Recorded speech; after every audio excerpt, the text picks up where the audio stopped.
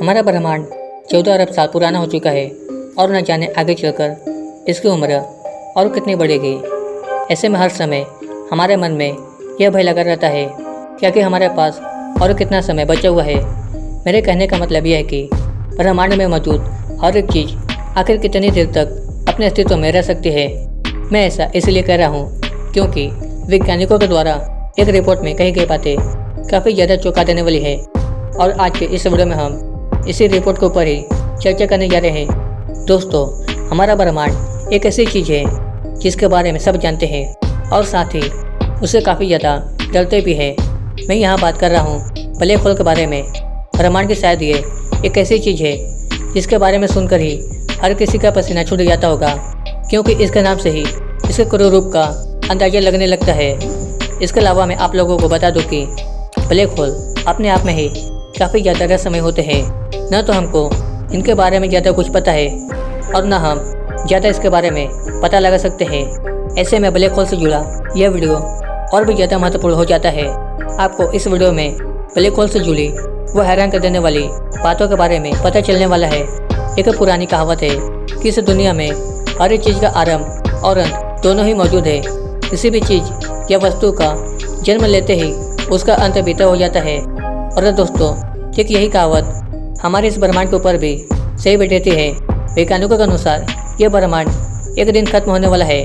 दरअसल बात यह है कि साल 1974 में स्टीफन हॉकिंग ने एक अनुमान किया था जो कि शायद आज ये सच होने लगा है। इसके बारे में दुनिया भर के वैज्ञानिक भी काफ़ी ज़्यादा हैरान और परेशान होने लगे हैं। उस वक्त स्टीफन हॉकिंग ने यह अनुमान लगाया था कि ब्रह्मांड की हर एक चीज़ एक दिन ब्लैक होल के अंदर समाने वाली है। और सबसे चौंका देने वाली बात यह है कि हम इसके बारे में ज़्यादा कुछ कर भी नहीं सकते हैं। उनके हिसाब से ब्रह्मांड में जिस किसी भी चीज़ के अंदर वजन है उसका अंत एक न एक दिन ब्लैक होल के अंदर ही होने वाला है। इसीलिए हम और आप, यह पृथ्वी, यह सौरमंडल, हर एक चीज़ ब्लैक होल के अंदर ही समाप्त होने वाले हैं। इसीलिए आप ये भी कह सकते हैं कि एक न एक दिन हमारा अस्तित्व भी इस ब्रह्मांड से पूरे तरीके से मिट जाएगा। अब आप खुद ही सोच कर देखिए ब्लैक होल के अंदर का नज़ारा कैसा होगा। इसके अंदर जाकर कोई जिंदा रहने के बारे में सोच भी सकता है? मेरे हिसाब से शायद नहीं। इसीलिए ब्लैक होल हर एक चीज़ का अंतिम पड़ाव होगा।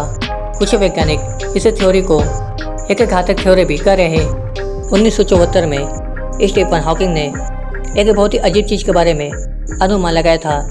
उनके हिसाब से जब किसी भी एक ब्लैक होल का अंतिम समय आता है तब वह खुद के अंदर से काफ़ी शक्तिशाली ऊर्जा को प्रकाश के किरणों के जरिए ब्रह्मांड में विकिरित करता है।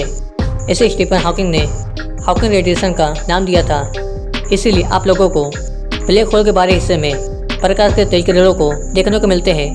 दोस्तों, इस तरह की घटना ब्लैक होल के पास मौजूद काफ़ी शक्तिशाली गुरुत्वाकर्षण बल के कारण संभव हो पाता है। इसके अलावा जब कोई ब्लैक होल ब्रह्मांड के अंदर प्रकाश के किरणों को विकिरित करने लगता है और तब धीरे धीरे वो अपने खुद का वजूद भी खोना शुरू कर देता है। और आखिर में एक ऐसा समय भी आता है जब ब्लैक होल के अंदर किसी भी प्रकार की कोई ऊर्जा मौजूद नहीं रहती है। दोस्तों, मैं आप लोगों को बता दूं कि यही वो समय है जब कोई ब्लैक होल पूरी तरीके से नष्ट हो जाता है। हालांकि हाल ही में छपी एक रिपोर्ट में एक काफ़ी ज़्यादा हैरान कर देने वाली बातें सामने आई है।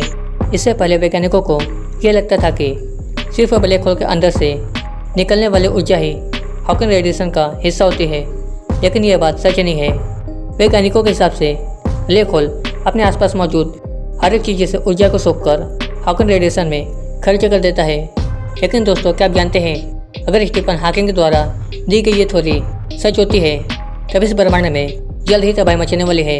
लगभग हर एक चीज़ का अपने खुद का वजन होता है और ऐसे में एक दिन ब्लैक होल के द्वारा सोख लिए जाएंगे और बाद में ये चीज़ें प्रकाश के किरणों के रूप में ब्रह्मांड के हर तरफ फैलकर अपना वजूद खो बैठेंगे।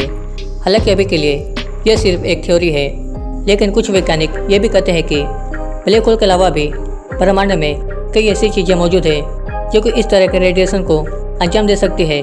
ब्रह्मांड के सबसे बड़े बड़े पिंड या खत्म हो चुके सितारों के अवशेष भी हॉकिंग रेडिएशन को अंजाम दे सकते हैं। और यही वजह है कि हमें सिर्फ ब्लैक होल से नहीं, इन चीज़ों से भी खतरा है। बीतते समय के साथ ब्रह्मांड की हर एक चीज़ इसी रेडिएशन के द्वारा अपने अंदर से ऊर्जा को ब्रह्मांड में विकिरित कर रही है। और शायद यही वजह है कि यहाँ हर एक चीज़ का अंत है। क्वांटम फील्ड थ्योरी के हिसाब से ब्रह्मांड में वैक्यूम नाम की कोई जगह है ही नहीं। इसके हिसाब से ब्रह्मांड का हर एक कोना बहुत ही छोटे छोटे व काल्पनिक कणों से पैदा होने वाले कंपन से भरा हुआ है। ये कंपन कणों से विकिरित हो रही ऊर्जा के कारण ही संभव हो पाता है। कई वैज्ञानिक इस छोटे से कण से निकलने वाली ऊर्जा को फोटोन का नाम देते हैं।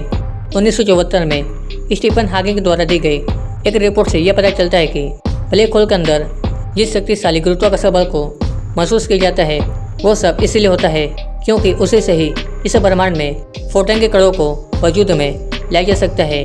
ब्रह्मांड में लगातार ब्लैक होल अपने आकार को बढ़ाते ही जा रहे हैं, लेकिन उसके साथ साथ वो अपने अंदर से ऊर्जा को ब्रह्मांड के अंदर विकिरित भी कर रहे हैं। और यही वजह है कि काफ़ी समय बाद ब्लैक होल भी खत्म होना शुरू कर देते हैं। लेकिन ये समय शायद हमारे ब्रह्मांड की कुल उम्र से भी ज़्यादा हो सकता है। हालांकि एक बात यह भी है कि ब्रह्मांड के अंदर किसी भी जगह हॉकिंग रेडिएशन बन सकता है और लाजमी नहीं है कि हर बार ये ब्लैक होल के पास ही बने। ब्रह्मांड की कई बड़ी बड़ी चीज़ें अपने गुरुत्वाकर्षण बल के प्रयोग से हॉकिंग रेडिएशन को जन्म दे सकती है।